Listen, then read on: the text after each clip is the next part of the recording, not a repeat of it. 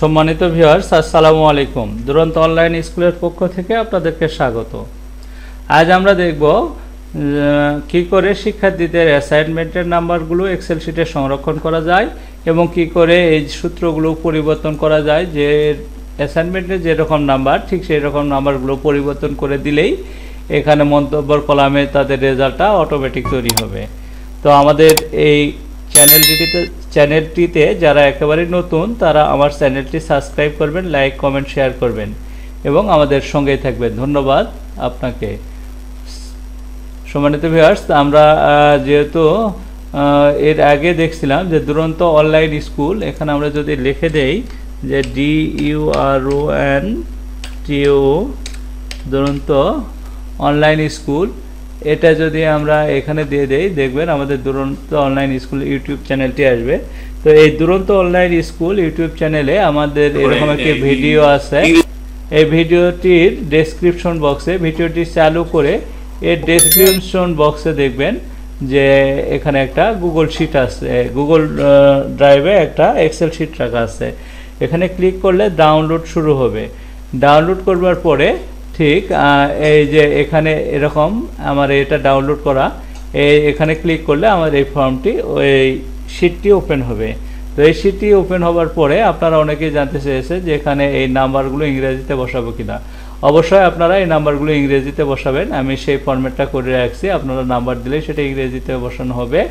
এখানে রেজিস্ট্রেশন নাম্বারটাও ইংরেজিতে হবে, রোল নাম্বারটাও ইংরেজিতে হবে। বাকিগুলো বাংলাতে লিখতে পারেন, ইংরেজিতে লিখতে পারেন, ইচ্ছে মতো।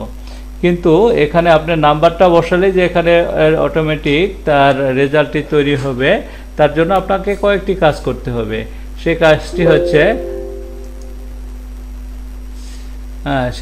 হচ্ছে আমরা যে কাজটি করব সেটি হচ্ছে যে আমাদের দেখতে হবে যে আমাদের অ্যাসাইনমেন্টে আসলে নাম্বার কত দেওয়া থাকে। আমি এখানে দুটি অ্যাসাইনমেন্ট ওপেন করতে চাচ্ছি। একটি অ্যাসাইনমেন্টে মোট নাম্বার আছে, দেখেন এখানে একটি অ্যাসাইনমেন্টে মোট নাম্বার আছে এইটা, অর্থাৎ 16 নাম্বারের মধ্যে পরীক্ষা। আমাদের 16 নাম্বারের মধ্যে পরীক্ষা আছে একটা অ্যাসাইনমেন্টে। সর্বোচ্চ 16, 13 থেকে 16-র মধ্যে পেলে অতি উত্তম, 11 থেকে 12-র মধ্যে পেলে উত্তম এবং 8 থেকে 10-এর মধ্যে পেলে ভালো, 0 থেকে 7-এর মধ্যে পেলে অগ্রগতি প্রয়োজন।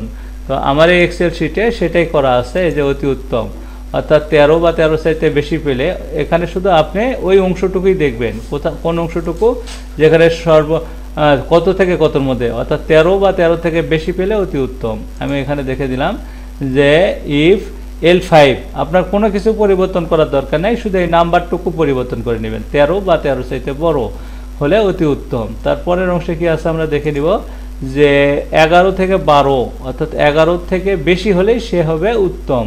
আমি এখানে শুধু বলে দিব L5 ইজ গ্রেটার দেন 11, এখানে শুধু 11 করে দিব। এরপরে দেখে দিচ্ছি যে 8 হলে সে ভালো হবে, তাহলে 8 বা 8-এর বেশি হলে তাহলে L5 is greater than or equal to 8, শুধু এখানে ভালো হবে। আর এই অংশে আপনার হাত দিবার আর প্রয়োজন নেই। কোথা থেকে হাত দিবার প্রয়োজন নেই? এই অগ্রগতি প্রয়োজন, এই অংশ থেকে আপনার হাত দিবার প্রয়োজন নেই। আচ্ছা, আমি দেখি আর একটি আমাদের অ্যাসাইনমেন্ট ওপেন করি। এই অ্যাসাইনমেন্টে আমরা দেখি যে এটাতেও আছে যে 13 থেকে 16, 11 থেকে 12, কিন্তু এই ফিজিক্সের এই অ্যাসাইনমেন্টটা আমরা দেখতে পাচ্ছি যে এটা মোটেই কতর মধ্যে পরীক্ষা হচ্ছে দেখি, এটা পরীক্ষা হচ্ছে 10-এর মধ্যে। তাহলে 10-এর মধ্যে যদি হয় তাহলে সেই ক্ষেত্রে আমি কি করব, যদি আমি পরিবর্তন করতে চাই এক্সেল শিটটি, তাহলে বলবো যে 9 থেকে 10 হলে অতি উত্তম, অর্থাৎ 9 অর 9-এর সাথে বড়। তাহলে এখানে আমি বলবো যে L5, আমি এখানে খালি সংশোধন করে দিব যে 9 বা 9-এর সাথে বড় হলে সে অতি উত্তম হবে। তারপরের অংশে আবার দেখি যে 7 বা 7-এর চাইতে বড় হলে সে হবে উত্তম। তাহলে এখানে দেখে দেই যে 7 বা 7-এর চাইতে হলে সে হবে উত্তম। তখন আর এটা এইটুকু পরিবর্তন করতে হবে আপনাদের। আপনারা যখন এই শিটটি ব্যবহার করবেন তখন অবশ্যই এইটুকু দেখে দেখে আপনাদের নিজে পরিবর্তন করে নিতে হবে। 5 থেকে 6, অর্থাৎ ইজ গ্রেটার দেন 5, তাহলে এখানে শুধু বলে দিব ইজ গ্রেটার দেন 5, এই জায়গাটা 5 করে দিব আমি, ইজ গ্রেটার দেন 5, তাহলে সে কী হবে? ভালো। আর তারপরের অংশ 0 যেখান থেকে অগ্রগতি প্রয়োজন সেখান থেকে আপনার আর হাত দিবারও প্রয়োজন নেই, আপনি ইন্টার চাপের অলরেডি হয়ে গেল। এরপরে এই অংশটুকু কি করবেন, এই অংশটুকু আপনার কার্সার নিয়ে আসবার পরে এই যে মোটা একটা প্লাস বের হবে, তারপরে এই যে চিকন প্লাস এরকমভাবে টেনে নেবেন, অর্থাৎ আপনার এই সূত্রটি আপনার যতদূর পর্যন্ত দরকার পড়বে সে পর্যন্ত নিয়ে গিয়ে রেখে দিবেন। গুড, এটাই হলো স্যার আপনার কাজ। এই কাজটি করা শেষ হয়ে গেল। এখন আপনার শিক্ষার্থী কতজন, যতজন শিক্ষার্থী ততজনের জন্য আপনার এই বর্ডারটি দিতে হবে। সেদিন এই কাজটি আমরা শিখছিলাম আগের ভিডিওতে, আজকে আবারও দেখি যে এরকমভাবে আপনার বর্ডারটি দিতে হবে। ধরেন আপনার প্রথমে আগে বর্ডার নাই এরকম অবস্থা করে দিবেন, যতজনই যতদূর থাক, যেখানে বলে দিবেন যে বর্ডার নো বর্ডার করে দেওয়ার পরে দেখবেন কোথাও বর্ডার নেই।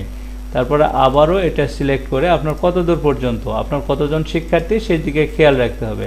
এই যে এটা করলাম, এরকমভাবে নিয়ে যাব।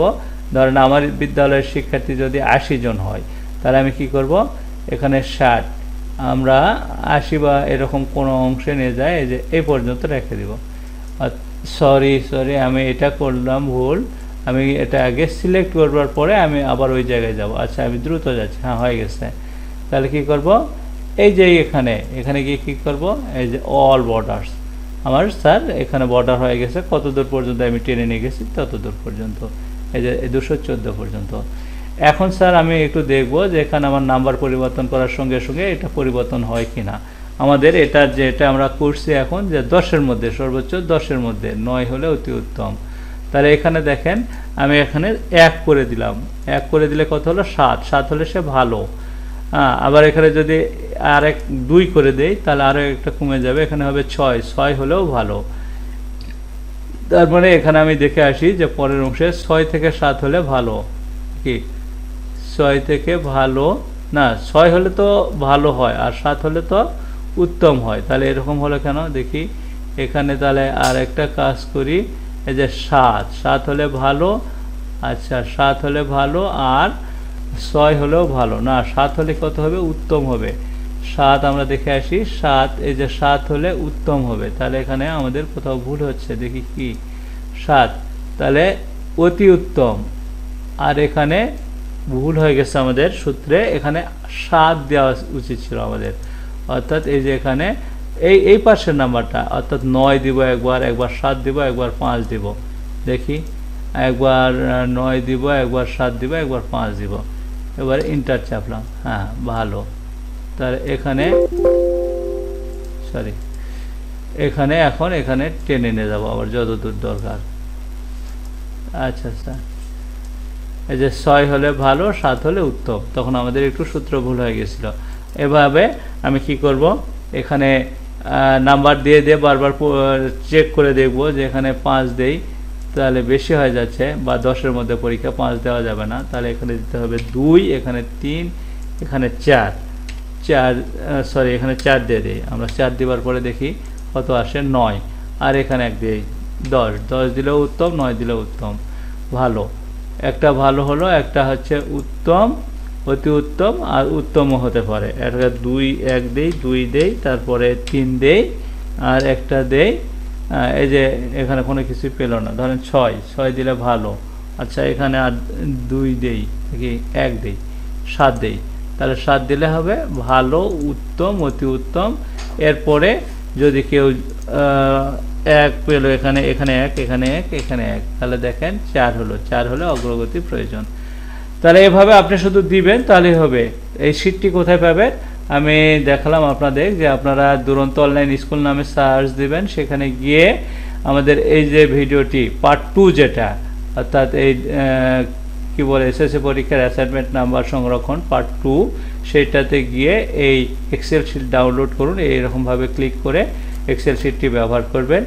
আপনাদের অন্য কোনো সমস্যা হলে সেই সমস্যাটি অবশ্যই আমাদের লিখে জানাবেন কমেন্ট বক্সে, আমি আপনাদের সমাধান দেওয়ার চেষ্টা করব।